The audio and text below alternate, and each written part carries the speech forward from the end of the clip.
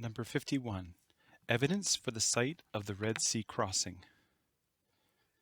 A beach in the present-day location of Nuweiba, Egypt, was investigated in 1978 by Ron Wyatt.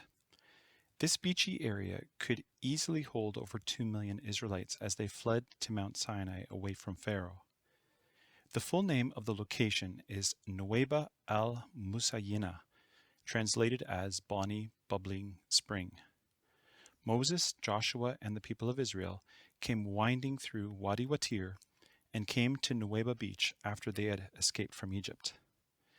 The area has been extensively explored by Ron Wyatt and Sons, Dr. Leonard Moeller, Dr. Viveka Ponten, and Andrew Jones. The crossing must be in the Gulf of Aqaba, the eastern arm of the Red Sea. In 1 Kings 9:26 it reads, King Solomon also built a fleet of ships at Ezion-Geber, which is near Elath on the shore of the Red Sea in the land of Edom. Ezion-Geber is located on the north part of the Gulf of Aqaba. Therefore, the crossing must have been across the Gulf of Aqaba. The grade would have been around 10%, 850 meters down in 8.5 kilometers, then back up in 8.5 kilometers, a total of 17 kilometers. Number 52. Phoenician-style pillars at the crossing site, Egyptian and formerly Saudi. This is the site of the Red Sea crossing. It is in the Gulf of Aqaba at Nuweiba Beach. The full name of the location is Nuweiba al-Musayina, translated as Bonny Bubbling Spring. Two more interesting discoveries were made. One is a very large Phoenician-style column lying on the beach with ancient Hebrew writing on it that was found by Ron Wyatt and his sons. Israeli soldiers erected the column in concrete next to the road. Ron Wyatt believes that it was erected by King Solomon to commemorate the site of the crossing. Then a matching column was also found on the Saudi side, which the Saudi government officials allegedly sank in shallow waters, hiding it from public view. Number 53. Evidence for the oasis at Elim. Leaving the shore of the Red Sea, the Israelites traveled for 3 days. The average person can walk up to 32 kilometers in one day at a good pace. However, they would have had children and the elderly who would have made their travel slower. There is a place just over 65 kilometers south from the Saudi beach opposite Nuweiba. This place is called Al-Makna, with 12 wells of water and over 70 palm trees to this day, and is only 570 meters away from the Red Sea. It is called Ain Musa, or the Spring of Moses. Crystal clear, drinkable water just bubbles up here. Local tradition holds that Moses and the Israelites came here and found water on their journeys.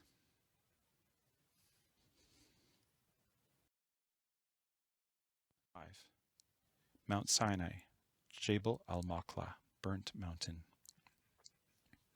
In 1983, Ron Wyatt, Korean War veteran and amateur archaeologist, came to Saudi Arabia with the help of local Bedouin guides. He found a mountain in western Saudi Arabia called Jebel al-Makla, which means burnt mountain, which completely fits the biblical description of the biblical authentic Mount Sinai. This was the place where over 2 million Israelites came.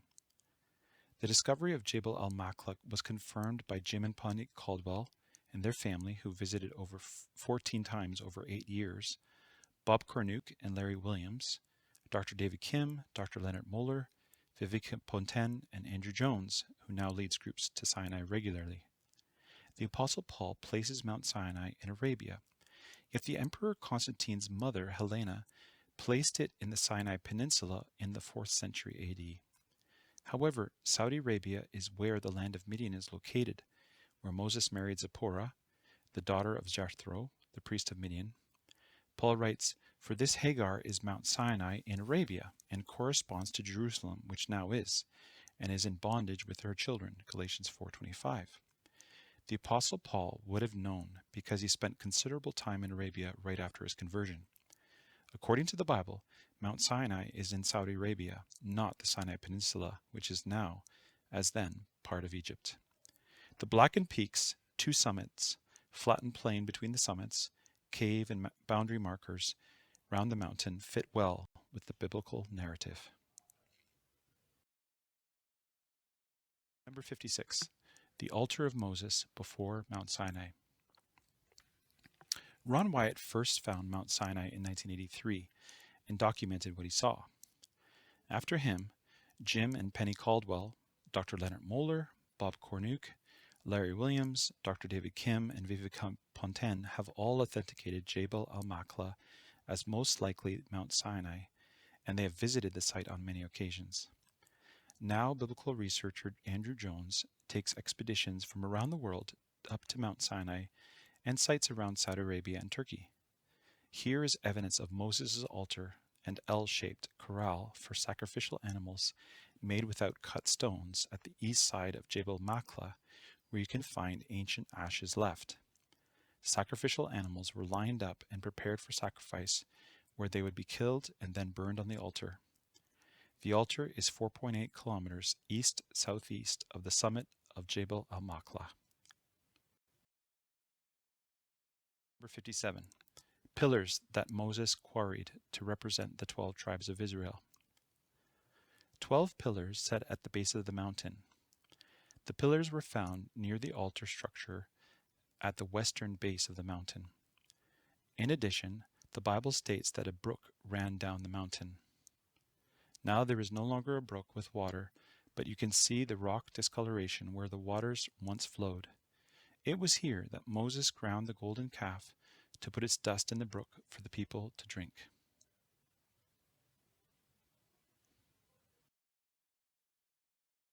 Number 58. Elijah's cave and cleft with almond tree on Mount Sinai. We read in the biblical account that Elijah fled from wicked Queen Jezebel, went to Mount Sinai, and stayed in a cave where he met with God. There is only one cave in the mountain, a cave that is about 20 feet deep and 15 feet high, directly below the lonely almond tree between two boulders. This most probably was the place where Elijah stayed to listen to God in 1 Kings 19, 8-9. Number 59. Golden calf rock platform with carved bulls. We read in Exodus 32 how the people of Israel wanted Aaron to make gods for them to worship as they had done in Egypt. So Aaron melted down their gold and fashioned a golden calf and set it up for the Israelites to worship. The golden calf was later destroyed and ground up. However, interesting evidence was left behind.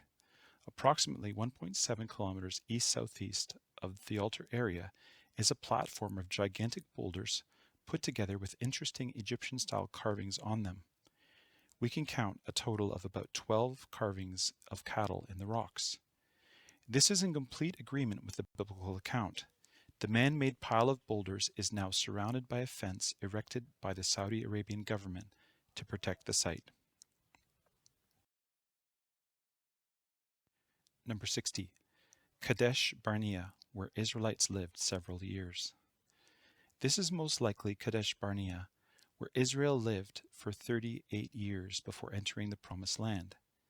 It would be large enough to accommodate the Israelites. For this reason, it was called Wadi Musa, or the Wadi of Moses, and is 1.4 kilometers away from Petra, Jordan.